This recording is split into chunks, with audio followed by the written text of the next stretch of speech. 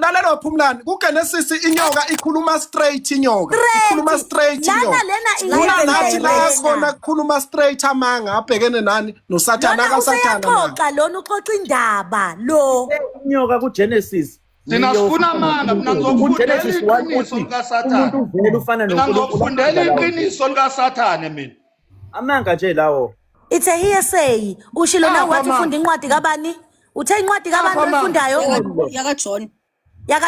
yakaJohane kusho ukuthi lokhu sikuzwa ngaJohane uBhayibheli nje leli lokhu sikuzwa ngaJohane mara ngithi Johane uSathane akhuluma khona amanga Phumlani ngicela sidedele uMakhanya efunde asithethe amanga this is a hearsay lena inkulumo kaJohane ngoJesu ngoku imani ngibenzele iexample ukuthi sifuna ini ngoba thina sithi sifuna uSathane ekhuluma amanga asifuni ukutshelwa ngaye sifuna ukuzwa yena awuthi nginizwiseke mina uSathane ekhuluma ufuna ukunizwisa ngifuna ukunizwisa ke manje uSathane ekhuluma konje kushintshwa bla niyabona asikakaboni shintshwa la ngibuye ngidide ngifuna ukunizwisa ke mina uSathane ekhuluma lento engizoyifunda la akukhulunywa ngaye uSathane kukhuluma yena ngqo ake ngifundeke Matthew ngizoqala ukufunda verse 5 ngikufundela nje mina iqiniso uSathane ekhuluma iqiniso uverse 5 uthi now chapter 4 verse 5 uMatthew khona uSathane wamthatha uJesu uSathane njalo wathatha uJesu ongcwele uNkulunkulu uSathane wamthatha uJesu wamyisa emzini ongcwele uSathane uya emzini ongcwele uJesu yayithandekele wamisa esiqongweni sethempeli uSathane ubisa abantu umisa inkosi yenu uJesu wathi kuye lalela ke kukhuluma uSathane manje wathi kuye uma uyindodana kaNkulunkulu ziphonse phansi ngokuba kulotshiwe ukuthi sokuprovela njalo nako lokuthi kulotshiwe yona lento athi lotshiwe sokuprovela ukuthi lotshwe kuphi ngokuba kulotshiwe ukuthi uyakuyaleza izingelosi zakhe ngawe zikuthwale ngezandla ungaze waqhuzuka etsheni ngonyawo lwakho uyakuphika lokhu ukuthi kuyiqiniso kukhulunywa uSathane ngqo uyafuna ngikuprovele ukuthi uSathane wayekhuluma iqiniso la mayethi kulotshiwe lalela impendulo kaJesu phela qhubeka ufuna cha ungaye empendulweni nathi sikhuluma ngokaSathane sikakhuluma mina bengikuprovela nje iqiniso likaSathane eBhayibhelini impendulo iproof ukuthi lo muntu deceiver ngithelile ngathi igama elikhulu la kaSathane is a deceiver cha uMakhanya ufunda into kaJesu into kaSathane eshiwo uSathane uprova into eshiwo uSathane thina sithe sicela amanga kaSathane sithe sicela amanga uSathane la ekhuluma khona amanga sathi sicela leyo nto leyo manje ngikufundela mina iqiniso likaSathane uSathane by the way maningi ke la ku chapter 4 maningi ke amaqiniso kaSathane la ku chapter 4 ungayifundela nje uMatthew chapter 4 uzofunda amaqiniso uSathane ekhuluma amaqiniso wodwa namanje ngiyaphinda sicela amanga kaSathane mina amaqiniso kaSathane ngizokuvezela yazini inkinga yakho bese ngikuvezela amanga kaNkulunkulu ngizokuvezela futhi amanga kaNkulunkulu already sengiqalile kuGenesis 3 Hey, Max uyinkinga Max ayuyinkinga uyinkinga kanjani ngoba ufunda iBhayibheli oluphasile Phumlani uliphasile wena leli iBhayibheli awufuni ukufunda icontext wena Makhanya ufunda ohalf izinto ungayiqedeli cha phela ngishumayeli akashumayeli ngoba ngishumayeli phela ufunda into ebhalwe phansi hayi asikho esontweni la shumayeli la usho sengiyashumayela manje uSathane uqokile from Genesis chapter 3 uqokile uSathane pha From there alikho iqiniso kuyena. Simple. So yonke into ayikhuluma Phumlani. Let's use the same scripture. Stella amanga kaSathane. Max, let me read Genesis chapter 3. Zakubonisa amanga kaSathane. Ngiqedile ngalonto angiyilapho mina. Sibuyele kuba manje Max, ufuna amanga kaloku ndiyakubonisa straight amanga kaSathane the same scripture I'm using the same scripture you used to say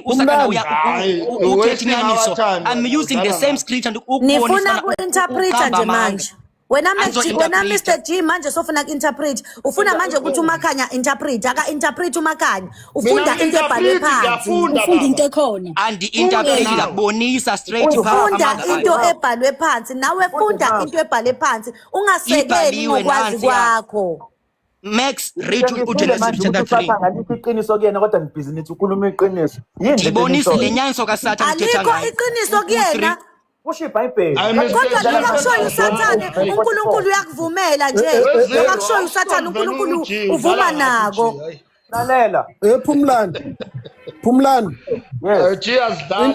Into engiyithandayo uthema uqala inkulumo wathi wena unama degree nama diploma alipheli. Ufisa ukubabe ngale.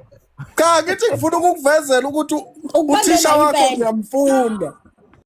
Uthisha wakho ngiyamfunda. Yazi inkinga yini? uJesu waholo uSathane naloko niyakuphika. uJesu waholo uSathane. uSathane waba umholi kuJesu naloko niyakuphika.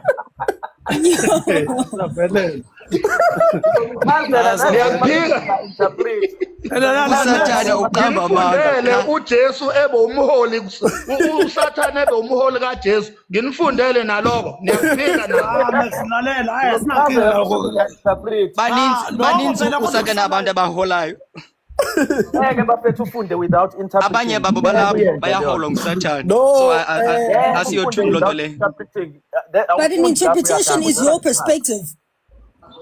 And angasivumela uinterpret la kusesondweni. Interpretation ozozanayo la. Lento sifundayo la it's already interpretation. Lento sifundayo kusho ukuthini ukuthi translation. Kusho ukuthi translation uyaphazama. Max uyaphazama lento uyifundayo ayo interpretation it's a translation not interpretation. What is translation? Translation is to take something word for word. Translation is taking word from word, not interpretation. Not content. Language. Yeah, Baba. Language. That's translation. Like omunye umuntu mayekhuluma omunye translate. Usho lento eshiwo yilo awusho into wena. iBhayibheli lapha noNkulunkulu uyiqiniso laphelela. There is no need for an interpretation. Asikho ngempela.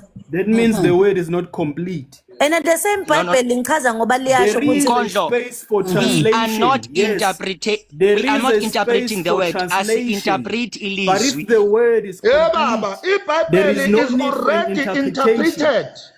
Mr.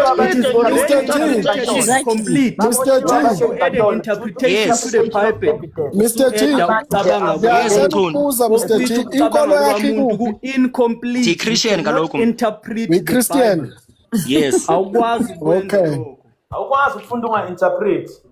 I am a believer. I am the follower of Jesus Christ. Into ephelele eyiqiniso.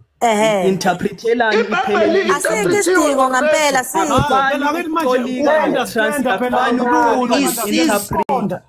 uma isizathu soku-interpreta kwenziwe abantu abanga-understand.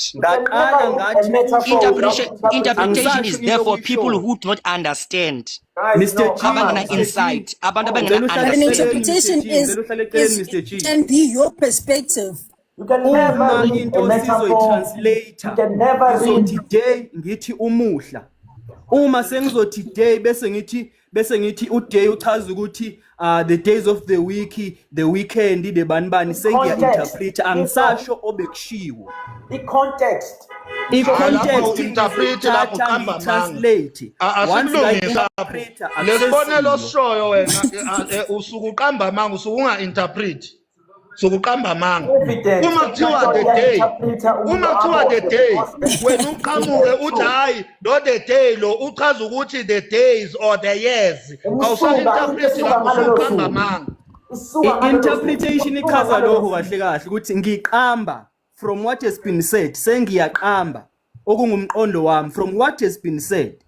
If the word is complete, you cannot interpret the word. Day umsuka into yangalokho on awukho. Ani understand, guys, ani understand igama lithi translation lithetha ukuthini ngiyayibona ke ngoku. Uma sizothi umsuka umuhle. Yazi inkinga la iyodwa la. Ingxaki ani understand the word interpretation. No, inkinga la esibhekene nayo iyodwa Umsuka No translation.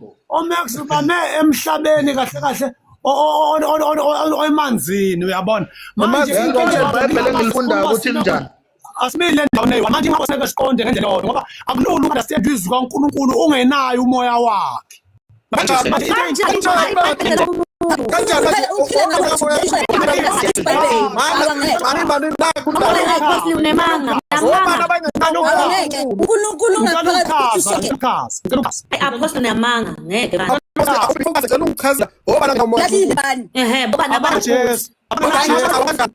abanojesu abasindisiwe abanawo ukuthi mina njengamnje njengoba nginjena anginawo umoya kaNkulunkulu hayi awunawo umoya kaJesu wena awunayo ayikho lento leyo no ayikho nje apostle no Apostle wena uyahlulela wena uyahlulela ngikhumbule futhi apostle abazalwane bakho bakhona kuyilala kuma comment section uthini manje Sithi akanawo umoya kaNkulunkulu.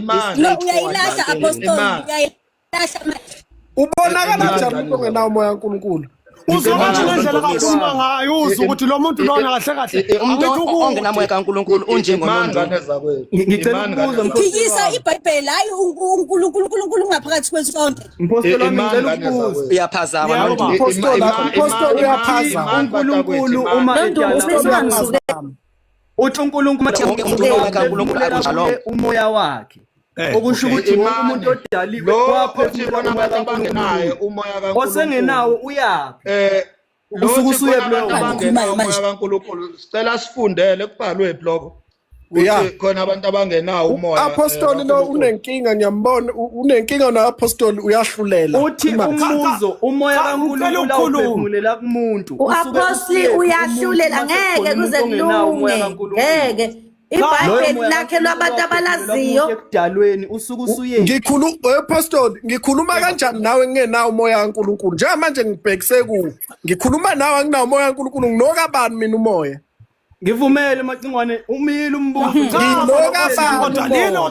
ngicela ninginike ithuba ngichaze ngicela usumoshile besiyachaza Nkosi yami bengicela ngicela ukuchaza umoshile ngiyacela chaza okay baba kukanjena Nkosi yami kukanje kahle kahle lento le yokungabi noJesu angiyibeke kanjalo lento le yokungabi noJesu enhlizweni yenza ukuthi ungayi-understand ilizwi likaNkulunkulu ngoba izwi likaNkulunkulu lingumoya and liya kumoya futhi uyabo so now ngekho uJesu enhlizweni Nkosi yami ngicela ukuchaza Max ngicela ukuchaza Nkosi yami chaza awuchaza wendumisa umyeke chaze bewuchaze Nkosi yami sekabuye ku reality yena ulifundile iBhayibheli angalazi kuze alazi uqala alifunda angalazi belifundelana angalazi noma eselifundile akalazi wesisi namanje akalazi Max yeah before abe uApostle ulifundile angalazi belifundelani uyabona ukuba uyalazi ngaba akayena umpostoli ukuba uyalazi nje Max Chaza-ke Apostle, chaza Okay. yeke ukubiza uMax, Angibongi chaza silalele. Okay, angibonga ithuba ke engilinikwayo yokuchaza. Kukanjena. Manje mina sisofuna ukuhudulela kwenye indawo ngoba mawuthi uyabheka encwadini yabaseFeso, lithi izwi laNkulunkulu abanye wabenza baba abapostoli, abanye abafundisi, abaprofeti kanjalo kanjalo. Yehlisa umoya, ngeke uchaze umoya uphezulu kanje. Ngeke uchaze yehlisa umoya. Uphansi. Okay.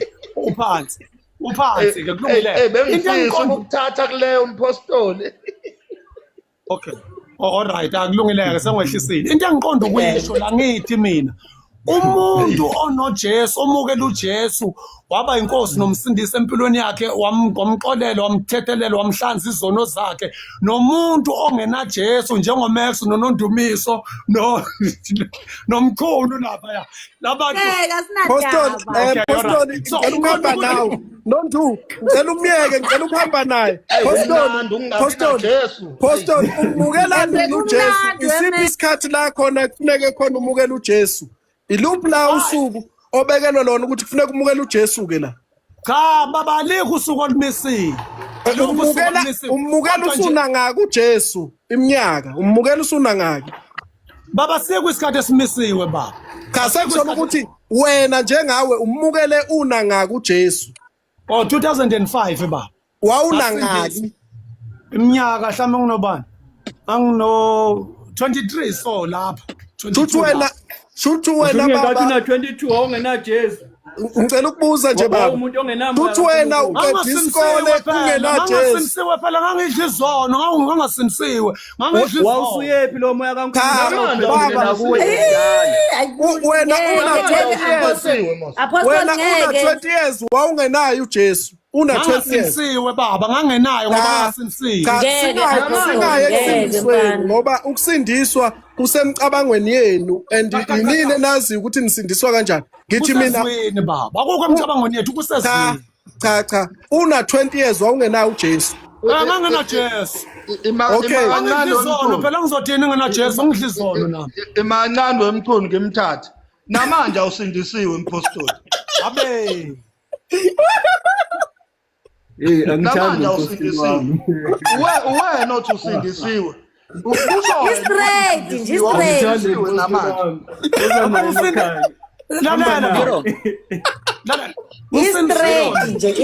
Uzelwe kabusha ngisindisiwe. Uzelwe proof. Alezo. Tell proof. Iproof baba, impilo ngiphilayo, ngiphila impilo engcwele. Hayi ngeke, Ngiphila impilo engcwele. Udlala ngathi postoli, udlala ngathi hayi. Nami ngiyakholwa lento lemisho. Lalela mchunu, yabona lemisho. Uzoyibona uma sofika esihogweni sowusha lapha esihogweni soba inkuni zesihogo.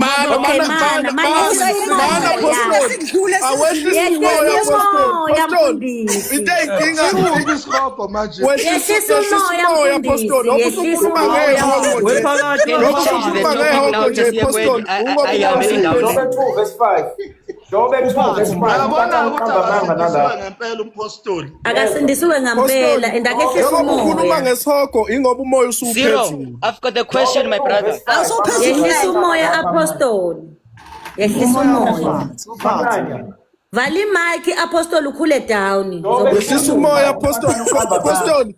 Ngiyakuthanda bezwe apostoli wami, ngiyakuthanda kakhulu apostoli wami. Cela wehlisa umoya bese yeah. Asikuzophumlana sonke le mic. Verse 5 usathana uqamba amanga. Jobe 2 verse 5 sibuyela back manje kusathana oqamba amanga. Cha kade niphika. Manje usufune wazi walithola. Mana usufune wazi walithola Phumlani. Ngifuna into literal engizoyi understand mana Phumlani usulufune wazi walithola na ngifuna uvume lokho. Yebo. Oh ubungalazi. Bengilazi maningi kodwa manje ubungalazi ukuthi chapter bani. Chapter 2 verse 5 Jobe. Oh okay. Nami ithi ngimvule ngapha. Naze ngifunda into engekho.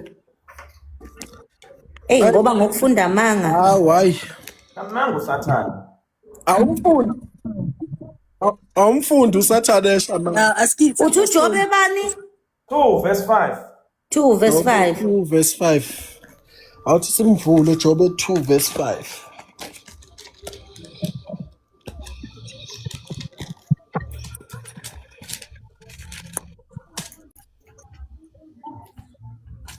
5 yebo. lento le. Ngicela umfunde ngoba sesimtholile. Jobe 2 verse 5 uqala esihlokweni uqala kuma chapter. Chapter 2 verse 5 ngevesi ngqo. Funda sesimtholile.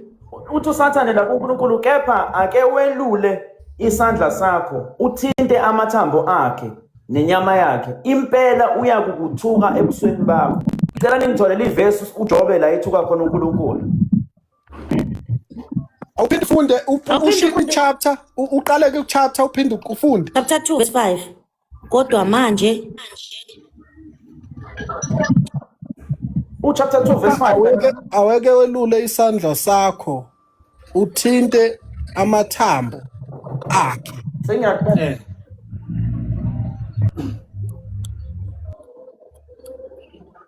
Malisho kanjalo. Elami lithi kodwa manje uma nje ubeka isandla sakho phezu kwethambo lakhe nasenyameni yakhe ngokuqinisekisa uyobe ekuthuka phambi kwakho. Kodwa ngisasho into eyodwa khona. Cha alisho into eyodwa. Kodwa ke uJobe azange zamthuka uNkulunkulu kwaba yilokho nje into ekhona. Awuqala ku chapter 4. Qala ku chapter 4 uye ku chapter 5 please. Funda lapha. Chapter 4 verse 1. Kuye la ufunda khona kubani uJobe 2. Jobe 2 verse 4 and 5. Yeah. uSathane wasephendula uJehova wathi isikhumba ngesikhumba konke umuntu anako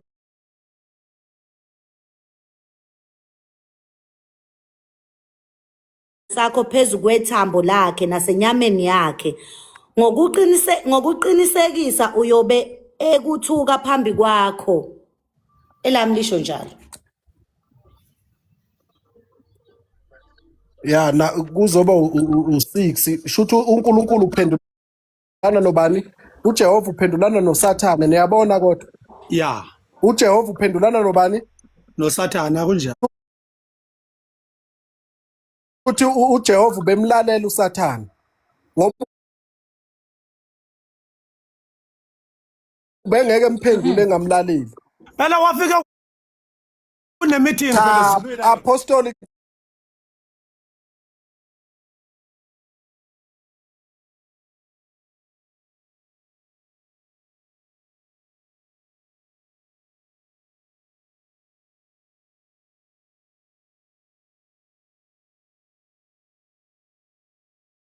buka mchuno ngempela yazi inhliziyo yami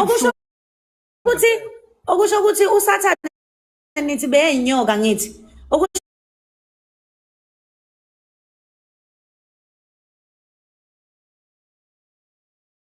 ukuthi uyakwazi uNkulunkulu ukukhuluma nenyoka. Yes. nangu chapter 7 uthi wayesephuma uSathane ebusweni kabani kaJehova. Niyabona ngithi? Yeah.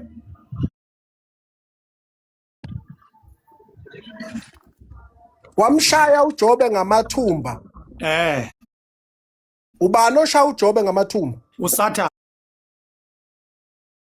Zero iya suspendwa ile xa umane ubeka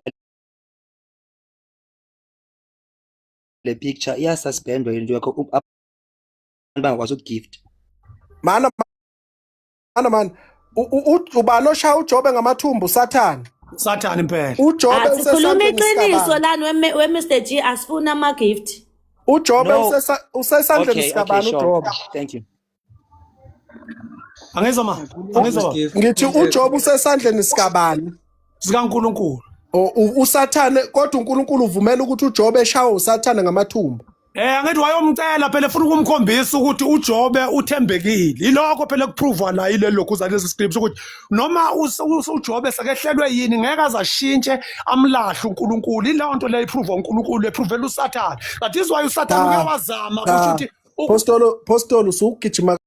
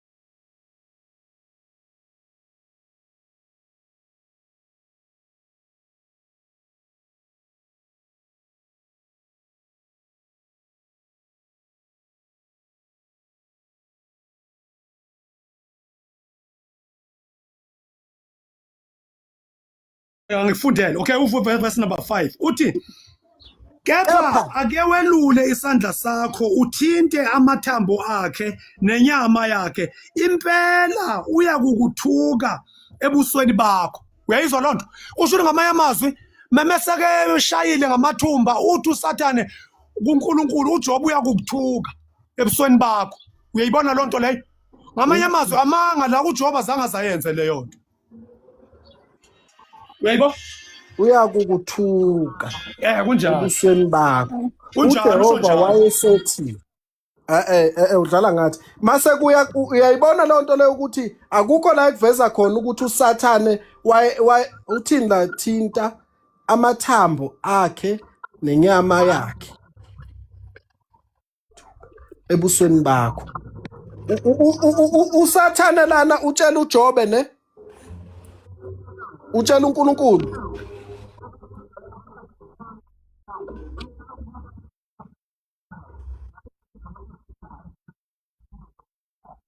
okay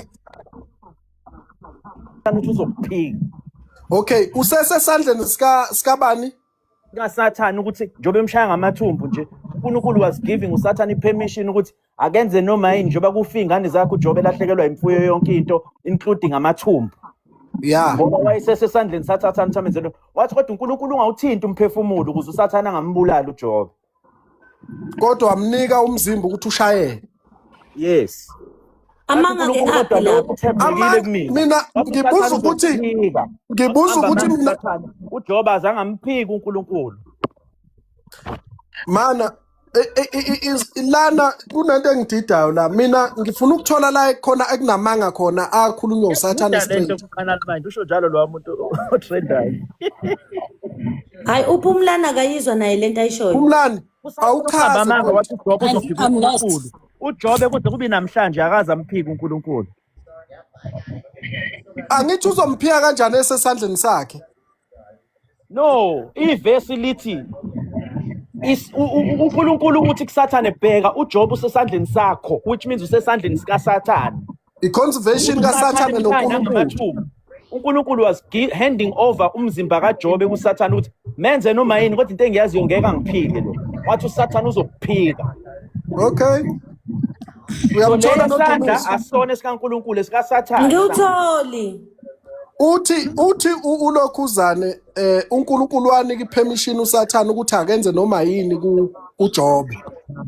Ngoba ezomphika ngazi ukuthi kuze kufike kuphikeni kufika kanjani kodwa ezomphika angazi umphika verse 6 uzo understand.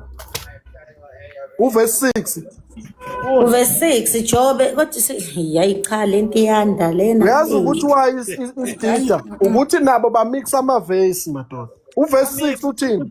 Ufunde nje wehlisa umoya. Awuphinde usho uJobe bani? 2 verse 6. 2 verse 6 Inkosi yasithi kuSathane khangela verse 5 sorry verse 5 hayi Ngifundile uverse 5 wena uzoloku usibuyisele emuva yabona amanga u2 Jobe 2 verse 5 khona lo engithi ufundeni nehlisa umoya mana ke Phumlani engathi ngiyithanda kabi ngoba manje nawe usuphansi umoya uyasilahla mfowethu mawusibuyisele emuva usikhuphule futhi usise phansi usibuyisele emuva usikhuphule futhi usibuyisele phansi verse elodwa la uJobe 2 verse 5 mana ndoda yakithi kodwa hayi awuqale nje njengamanje awukuthole ivesi elizosho straight amanga esizowezwa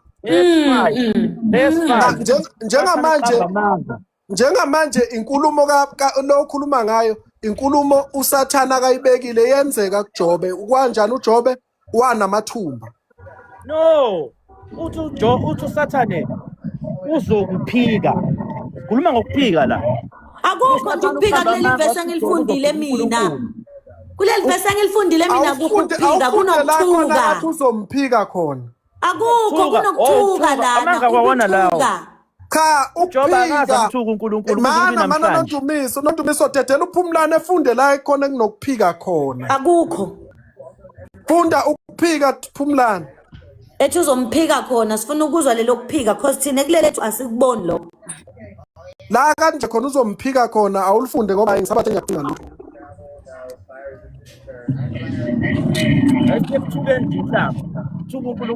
Phumlani. Hayi Phumlani ayikho indaba yakho. Ngena la ekuphikeni siyabona lokho kusho. Ukusekela mina didekile. Kuyasho ukuthi mina odidekile lithi uzomthuka. Akaza mthuka. Uyabona Udidwa yini ufunda iBhayibheli inkinga ufuna ukuchaza. Uyabona Udidwa yini ufunda into ebhalwe guys. Ibhalwe phansi leyokuthuka. Ufuna ukwazi Asiyeni kuyona ibhalwe la phansi leyokuthuka. udidwa yini udidwa into efunde phansi. Phumlani besibona yona leyo ukuthi uzomthuka lokho kusho. Hayi ukuthi uzomphika. Mana Phumlani. Singenza ama correction ungavumile. Asenza ama correction wena usuvumile ukuthi cha ube wrong ekufundeni into engekho. Cha. Udidekile wena wafunda into engekho. Ufuna ngivumile mfowethu ngathi ngididekile ukuphika nokuthuka. Okay. Umpostoli ubekuvumela. Ngifuna naye vuma umpostoli ngoba ubekuvumela. Cha ngithe nami ukuthuka Namanga mpostoli uthe ukuphika. Umpostoli naye Mpostoli awuye kamanga. Abe yekeni yokuphika ngoba isichithela isikhathi asikhulume ngokuthuka ebhalwe phansi manje sikuyeke okunye. Okay. Mina bafowethu ngiyakubona konke bengifuna kahle kahle ukufika la kuJesu Kristu ukuthi uJesu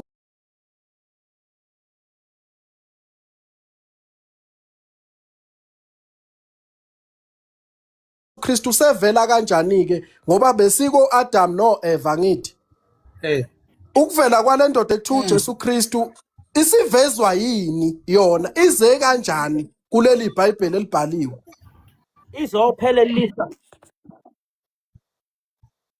yeke lo mhlophe yeke lo uJesu waphile ekhathini amakhamera engekho nama anginaso isithombe la endlini saJesu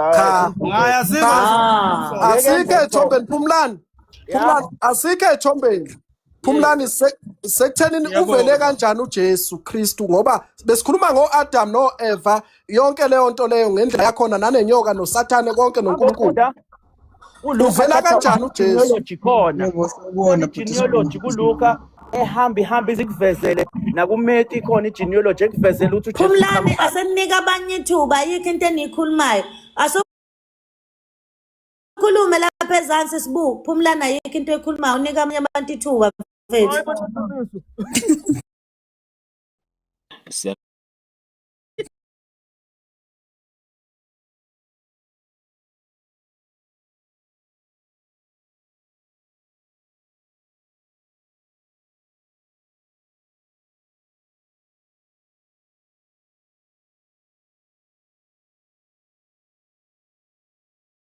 Ngicela ungena ke isikhathi engakatholakala kusibuku. Uzothini wena? Seniyabaleka manje into niyabaleka batholile kasavuma ukuthi siyaxolisa nawe Iwapi la mama? Singabuyele emuva. Cela ndedela uMakhanya nimnike ithuba uMakhanya. Yeah.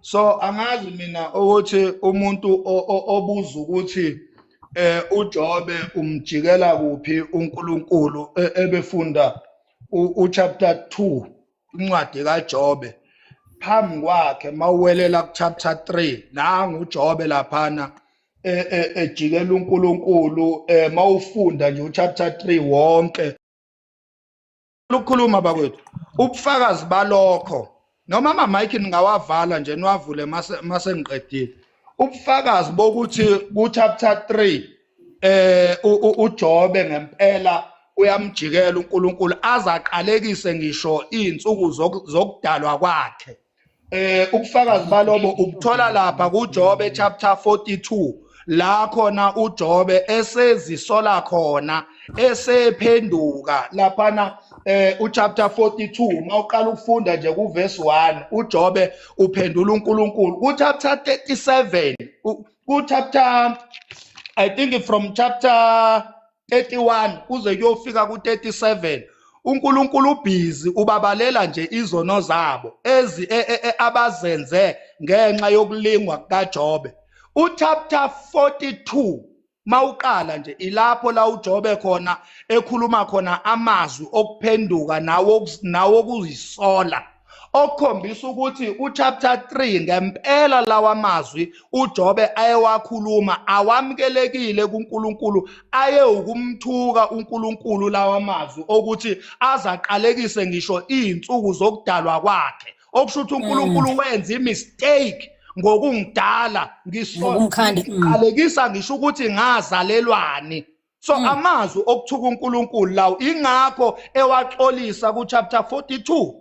So I really don't understand mina ukuthi nilifunda kanjani iBhayibheli ngane Makhanya ngiyabonga mfowethu Phumlani Vumelekile Makhanya ku-interpreter thina sivumelekile. Cha ukhuluma ngento ayifundile. Nginikeza incwadi nje. Nazi phambi kwethu nje lento eshoyo. Akazi uNkulunkulu. Phumlani nazi incwadi phambi kwethu mfowethu wena nje ukuthuka uNkulunkulu mhlambe Nkosi kwakufuneka athi imsuni kanyoko. Phumlani ukuthuka uNkulunkulu. Phumlani wephuthi Phumlani inqwele yakho uMakhanya uyu uthisha wakho namhlanje ngiyamgcoba abanikazi beBhayibheli abalazi iBhayibheli Makhanya namhlanje uthisha wakho interpreter yena mina interpreter ngifuni mina Phumlani iBhayibheli chapter 3 iJobe chapter 3 lalela into enziwa Makhanya manje iyafana nale ngithe mina alikho iqiniso kuSathane nganivezele eBhayibhelini nathi hayi vesamanga basho njalo Phumlani Phumlani mfowethu kuhle ukuvuma ne kuhle ukuvuma and masingakhuluma ngeBhayibheli ngaze kuse azange interprete lutho ngikhuluma amazwi kaJobe njengoba enjalo abhaliwe kunesihloko nje esimnyama lapha na ku3 wakhona Makhanya esisobana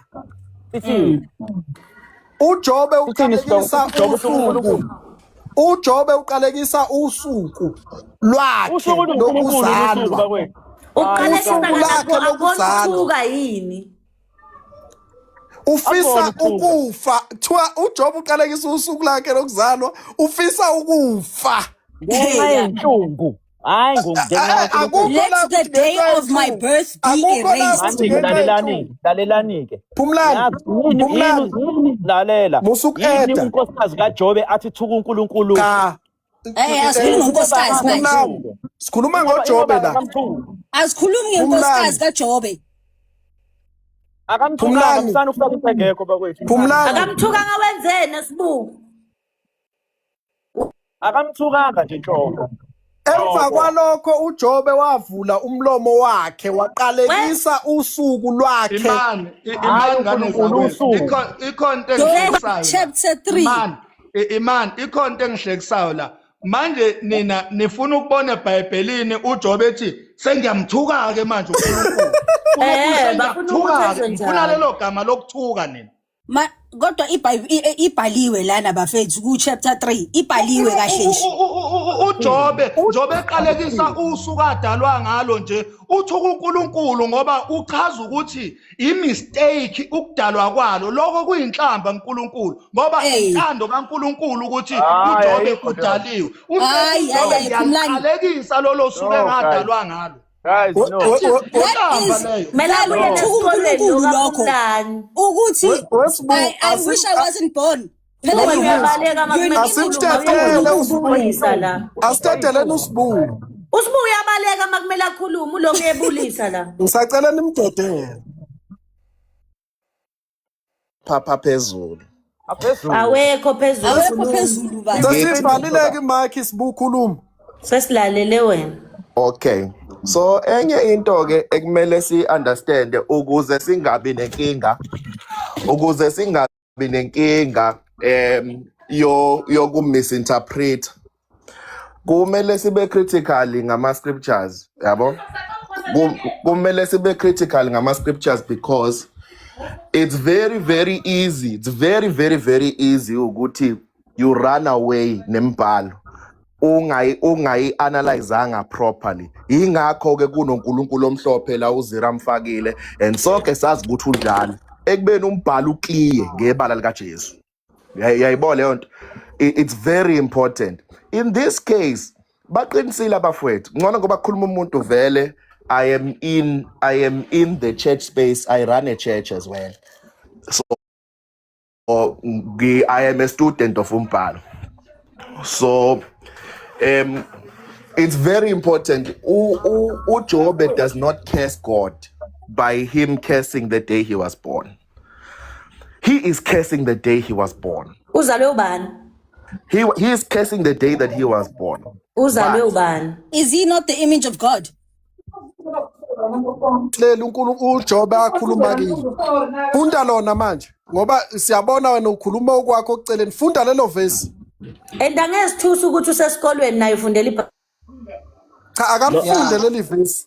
I think ukufunda is the best option. okay, kulungile. Ukupho Job bani? Job 3. When was he? Wasasti. All right. Chapter 1. Job 3, chapter 1. No, ukuthi angifuni verse 1. Funda uJobe 3. angifuni ukuninterrogate ngeverse enilingashongo. Cha funda lona lelo sisho. Job 3 verse 1. Okay. Qala lapha. So Job chapter 3 verse number 1. Lithi la Job speaks. Ngikhethe lesingisi ngamabomu because uNhlapho manini uNhlapho 1 wayengakholwa. So i-translation yakhe ibuye igeje kabuhlungu futhi. There are many places la khona i-translation kalokho njana ka. Okay, akuna stress bafo masifunde ke. Okay. So verse number 1 uthi after this Job opened his mouth and cursed the day of his birth. Usibuyekani ukulona imphazamisa thulande nithi duva lana mamic. Usibu akaqala into yakhe azayofika ekugcineni. Manje lo nithi funda yenza bakumnyamphazamisa valana mamic aqale ekuqaleni ayofika ekugcineni khona somlandela kahle bese simphikisa kahle. After this Job opened his mouth and cursed the day of his birth. Then Job said, "May the day perish on which I was born, and the night in which it was said."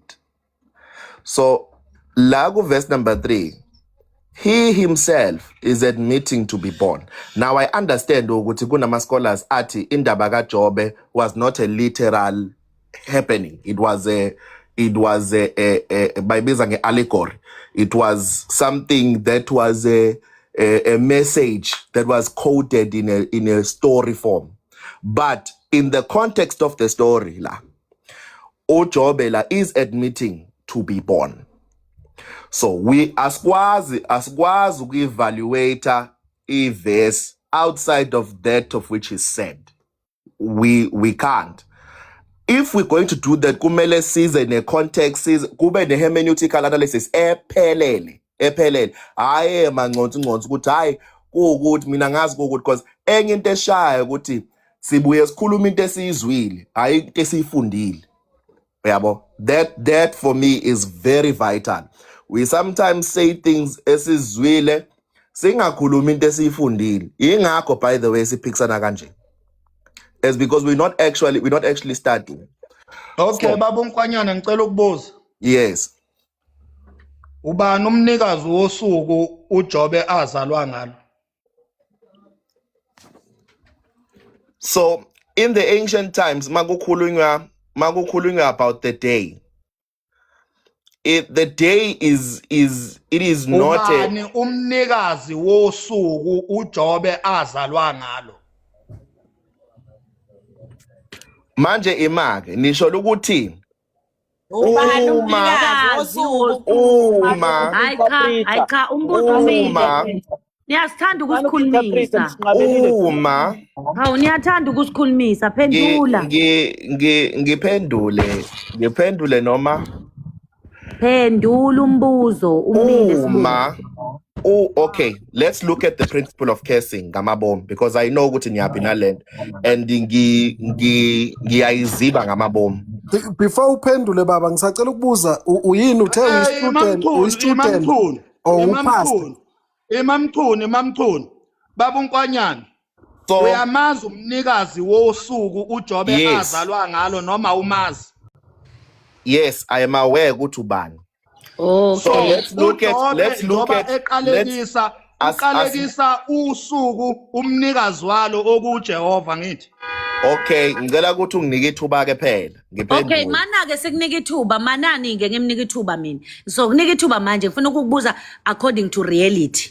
Wena ungusibuwa kaMakhanya, uzalwe uma wakho. Wena mawuzothi kuma wakho uqalekisa usuku akuzala ngalo awumthuki na? Uma wakho. Sibeka ku reality because iBhayibheli liyakuhlula.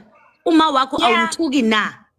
Into ebalekile context yendaba. So Sikhuluma ngokuthuka ukuthi wonke umuntu uyakhuluma and asinikani ithuba lokuthi sikhulume. So ileyo nto le. Uyathula. No. Bengifuna ukukudedela ipoint lakho ulenze because angazi njoba uthatha ipause usaza nokunye yini. No. Umbuzo umile. A reality of mine is not necessarily a reality. Iyalokho okubhalwe la ngizokuchazela futhi ukuthi why, because imhlaba esiphila kuyona is very different to lemhlaba ebhalwe la. Ngizokwenzela isibonelo futhi ma ukuthi awungikhona. Ngeke mfana usuhlulekile. No. Ukuthi angeke ukuthi ngihlulekile ngoba ngingafuna ukusho lento ofuna ukuthi uyazi ukuthi ningivale. But you're not answering the question. uAdam mayeqala uAdam nje akuthiwa ukuthi waqalekiswa nje. Ngiyabona nje nalapho nje kumele siyikhulumele. uAdam yena maye violator umthetho kaNkuluNkulu. Lithi iBhayibheli God cursed the ground. It does not say it cursed Adam. Because Adam we image kaNkuluNkulu. His essence of existence is uncursable. Because but isn't Job the same thing? It is of eternity. It is of eternity. The very essence of existence is of eternity. So uNkulunkulu bengeyakwazi ukumcurse uAdam because in essence God would be cursing himself. Because so Adam is his image. So when Job says, I curse the day, he is cursing the day, not the one who birthed him. Wesibuni nenhlanhla ngoba nalabo bazalwane benabanayo idatha ebangeke babuye nalesondweni. Wephumla wesibuni. Ninela ngoba bebayihlupheke. Umbuzo wami usimple mfowethu. Uthi wena ukuphi iposition esontweni? Umfundisi or student? Yes, I'm a founder. Uyi-founder? Yes. Okay. Ngiyabonga mfowethu ukuthi usiphendule kodwa ke mntaka baba. Umfundisi. Uphendulile wena. uJobe wathuka mina kangiphendulanga ngokuqalekisa usuku azalwa ngalo ngoba usuku azalwa ngalo umnikazi walo uNkulunkulu uJehova. So uJobe wathi kuNkulunkulu ngokuqalekisa into yakhe. Mangiqalekisa imoto yakho ngithi le moto o mangithi le phone ngiyayishayisa imoto yami mangithi le phone nje kamacingwane le phone kamacingwane nje ngiyayizonda futhi ngiqalekisa usuku elathengwa ngalo ngiqalekisa amacingwaneni. Awunawo amandla okusho lokho. Ngiyabuza nje ngenza ngizama uku-analyze ukuthi ngivelaphi. Kwanyana mntaka baba ubuzile uNondumiso la uhlule ye-reality yamakwakhe usuzokhuluma ngefoni uma wena uqalekisa usuku wazalwa ngalo. Uhlule i-reality yamakwakho okuzalayo usungena kwifoni. Isizathu angeke uhlule i-reality uma wakho wakuzala ungene kwifoni. Weziro mina bafethu ayenzi sense lento yakho angeke i-reality uma wakho yakuzala ngoba leli Bible number 1 liqamba amanga ngokuthi uJesu umhlophe bemnyama ngayibuza le nto ngina 5 years bengise esontweni ngathi ngithanda lithi uJesu umhlophe engakini number 2 baqamba amanga ukuthi uzalwe ngomhla 5 25 December izolo which is lies uzalwe ngoApril but akaze lisho njalo iBhayibheli ngeke why do you celebrate him on the 25th mamela. Number 3 kwathi uvuke ngama Easter and ngama Easter benza show ukuthi ama Easter are on a full moon. It's never on the same day though. Why ungazibuzi lokho? Exactly. Number 5 why Bible was invented kabuhlungu kanjena kuthina. Wait Wait, why iBhayibheli? Why was it invented like this? Kuthina kubokhokho bethu behlukunyezwa beboshwa ngamaketango beshawa kuthiwa bathathe le iBhayibheli ngenkani. Why? Ask yourself. Why is there so much of contradiction? Ask yourself. Stella leya ngo-April mama, Stella usivulele leya ngo-April ukuthi Jesu wazalwa ngo-April. Wena sivulele lena ye-25 April indaba imili yanhlula. Mina ngibona Ukubaleka ngo-April. Mina ngibona ngathi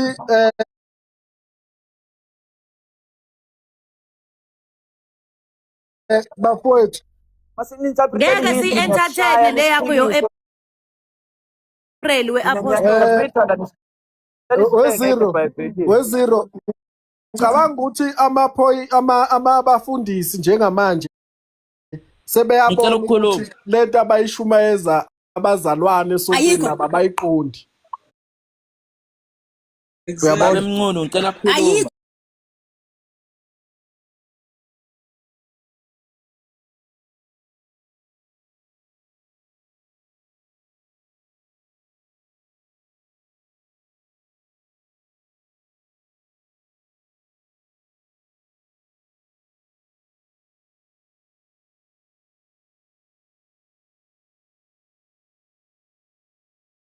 Experience kakhulu ukuthi kahle kahle kwenzakalani ukubona. So la kukhulunywa ngebantu labathi balandela uKristo and kukhuluma nabantu abathi balandela usiko.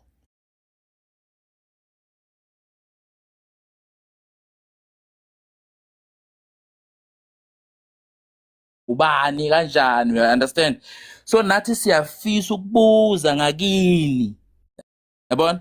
Kokuthi makunje kwenze kanjani. Okay.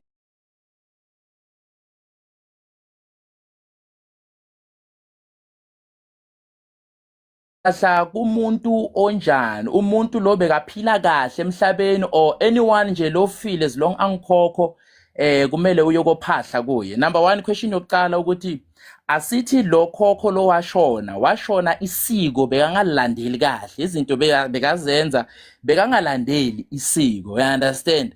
So how come uma sekandlulile emhlabeni kube nguye umuntu ngikhuluma siyeke leyo. Angithi lana nithi nine lana akahle kahle sikhuluma ngabantu abaphendule believe to believe. It's not ukuthi ubelieve kuJesu kuphela, even abaphansi still it's a belief because ubelievela kubantu bandlule emhlabeni, abanye bakhona awubazi, yabona? So nathi masibelieve kuJesu, I'm convinced, yabona, ngezinto ezenzakalayo. So nawe you have a right ukuthi ukholwe etuke nkolo le wena uthanda yona, you understand? So nami ngikholwa kubani kuJesu. So ngiba wrong kakhulu. Lalela mama, uma kuthiwa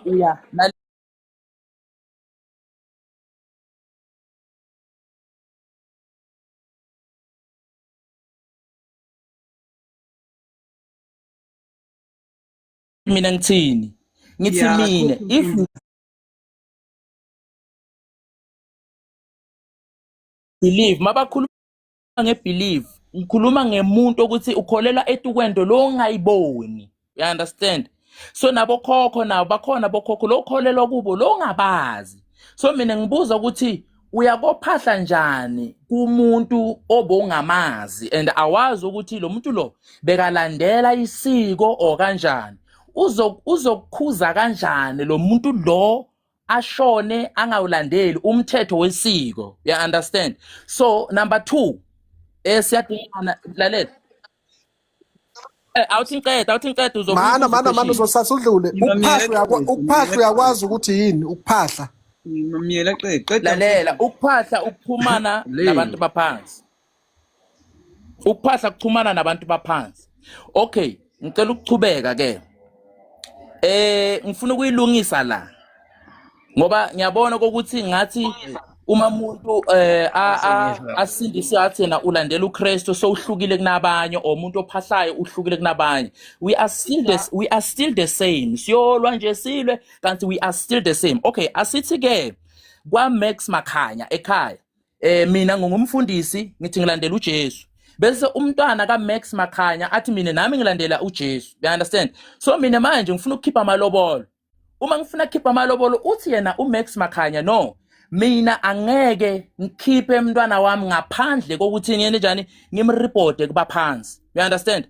And then mina othi ngilandela uJesu I have to agree with that because ngifuna yini malobolo ahambe kahle.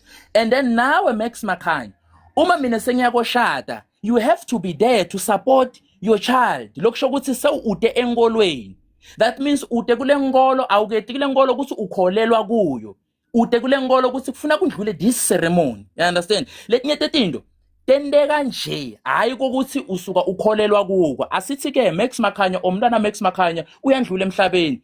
Kuzobiza umfundisi ukuthini azoyehlisa ibhokisi. And kubizwa lo mfundisi ukuthi azoyehlisa ibhokisi akusho ukuthi kulomndeni waka Max Makhanya sebalahle emasiko. You understand? Hayi ukuthi umfundisi uma atobeka umthandazo sekulahlwe lisiko ka Max Makhanya. Mina I'm not saying laba phahlako ba wrong or laba sindisiwe ba wrong. Kuba wrong lokuthi sesiphikisana ngayo lendvo lekokuthi kwangathi sifuna kumanipulate abantu ukuthi abeze kuJesu. Uyabona? Obantu abaphandle. You understand? Not the same. Mr. G uyakuphika. No, lalela mama. Ayikho kanjalo lento. Kukholwa is for Cos kwaphela. Ke. Ayikho into engapheli bazalwane. Ayikho into engapheli bangcwele. Yabona topic evuswa uApostoli. We will tackle it